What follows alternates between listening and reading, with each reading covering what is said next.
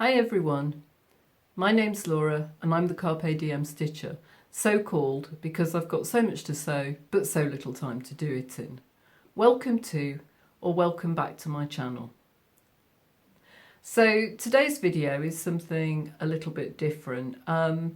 I possibly told you in October that I'd managed to meet up with the lovely Jess from So What If I Sew, and she's also at So What If I Sew on Instagram, and I'll link to her channel and to her Instagram account down below.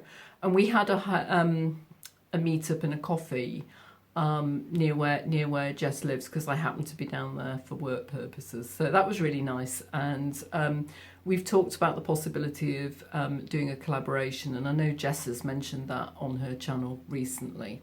So about 10 days ago or so now, we had another chat over, well, it wasn't Zoom, but it was the equivalent of Zoom.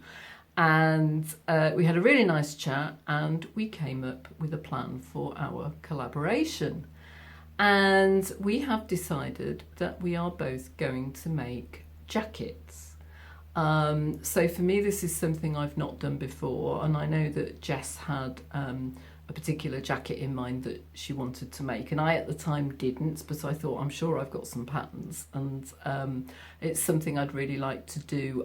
You might have seen my cape before that I've made, which I really enjoyed making because it was a bit more challenging and a bit difficult, and it had a lining, and I really enjoyed making it, and I'll pop a picture in here somewhere of that.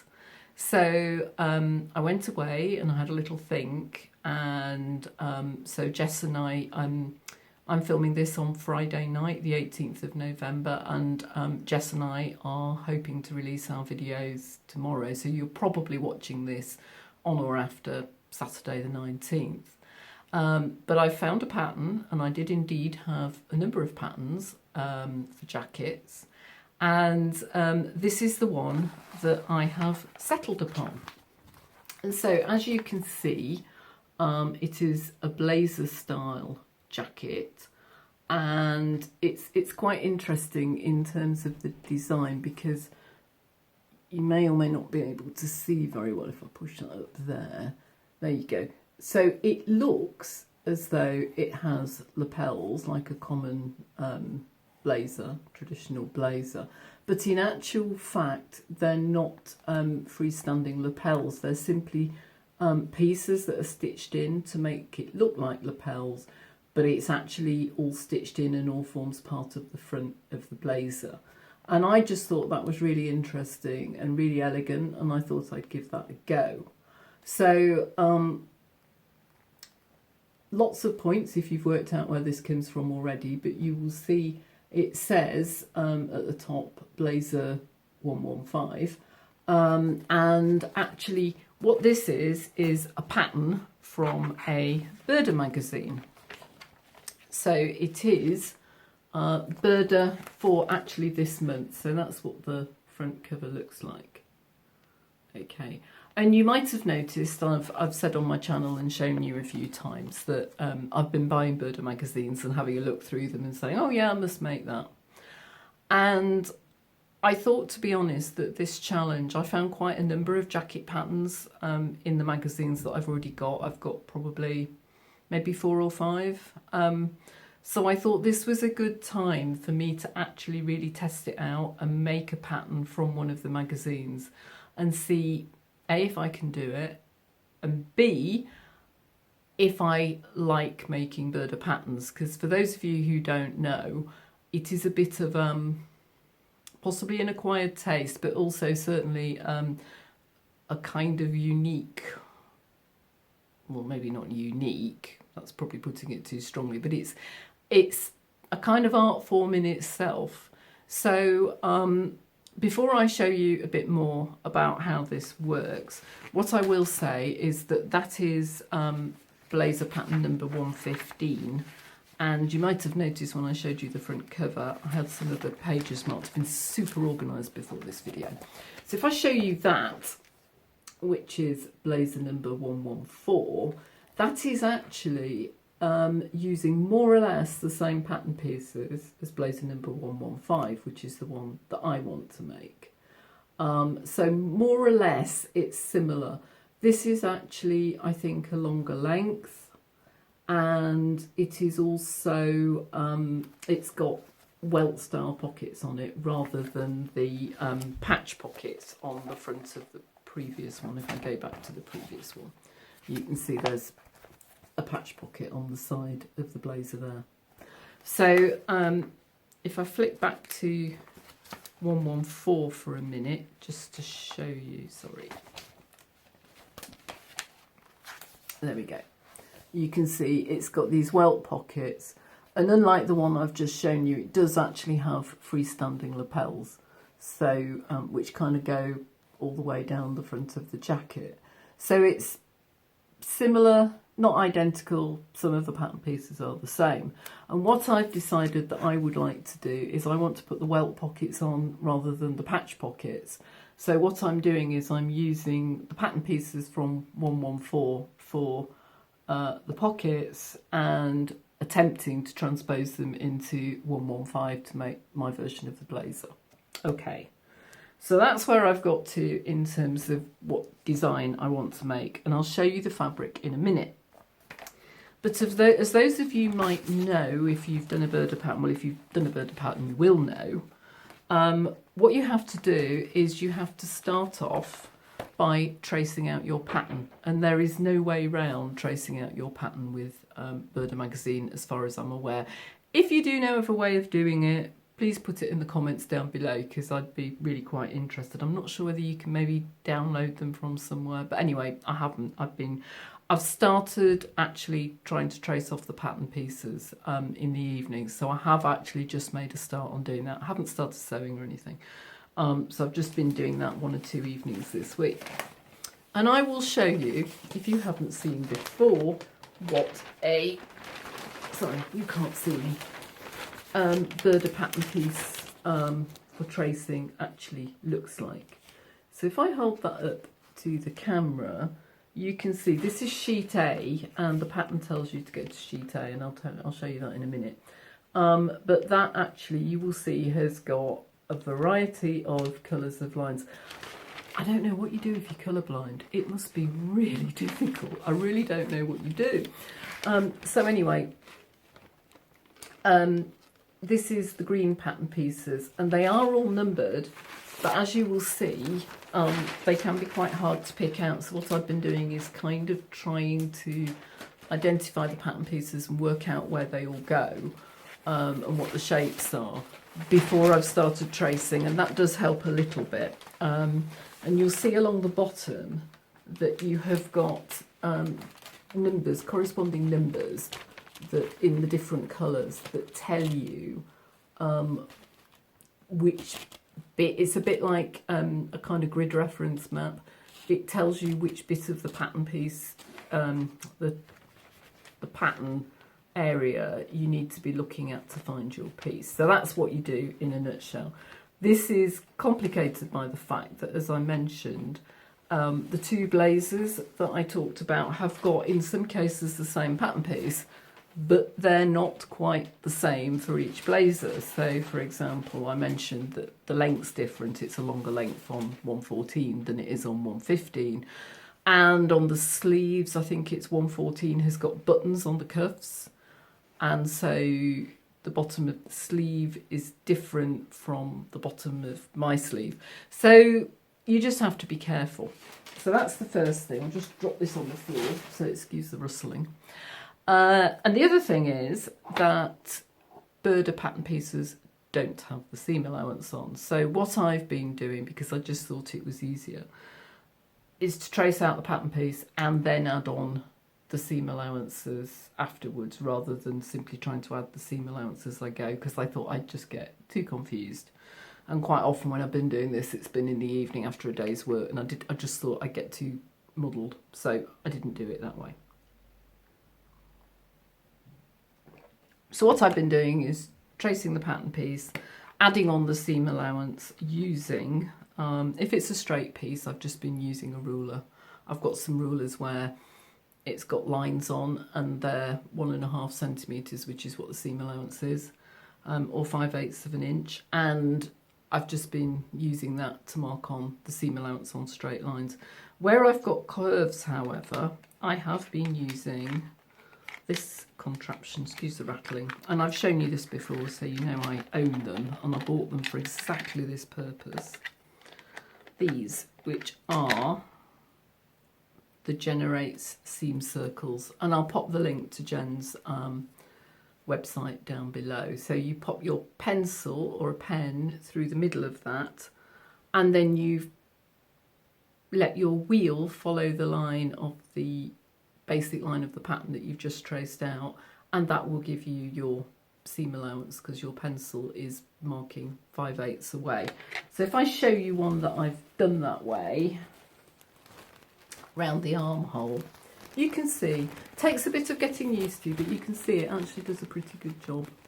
So that has definitely made my life a bit easier this week in terms of starting to trace out the pattern pieces. So that's the Generate seam circles, which has been really helpful, and I'm sure will be helpful because I still haven't finished tracing. And I've done myself a list. So I'll just show you this. This was a gift from a friend, and it says, "A woman cannot survive on sewing alone. She also needs a cat." Well, as you know, I've got 2 cats, but it was a really lovely gift. And I have been writing down in here the pattern pieces I need, so that I make sure that I've got the right ones from 115 and the right ones from 114, and basically approaching it like that. And when I've been doing the tracing and adding the seam allowance, I'm writing down the pattern piece number, and then I'm ticking when I've traced it, and I'm ticking when I've added the seam allowance. So just a quick word about sizing. I'll talk to you about fit when I do my reveal video. But just to let you know that based on my hip measurement, technically that would put me in the curvy size. So it puts me 1 size up from the largest birder size, which is a 44. So technically I'm over at the hip. When I've got all the pattern pieces together, traced out, that form the bit round the hip, because there is, I think, a back piece and there's a back piece, a front, 2 fronts obviously, and a side piece, and so I need to make sure that I measure accurately what those all add up to, taking account of the overlap at the front as well. And I'm going to measure that as a measurement and compare it against things that I already own and my hip measurement, because it may be that there's enough ease in a 44. If there isn't, or even a 42, I guess. If there isn't, then I will grade out again. So that's the blazer that I'm planning to make, and I'll show you my fabric. And so this, slightly creased, is my fabric. And this, if I open it up, is actually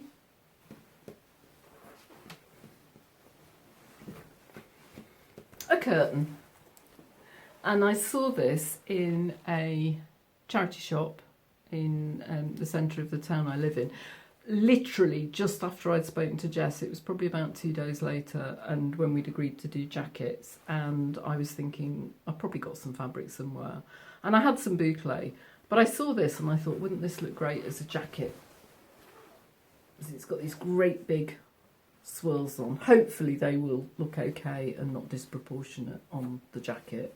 So that'd be great. I've actually got 2 of these, so I've easily got enough fabric, and I've also got tie backs with rings on. So I'm hoping at some point, if I hang on to the rings, I might be able to make a belt out of them. So that's my fabric, which cost me a whole £15 from a charity shop, because I thought it would look really nice, thought it would look a bit unusual.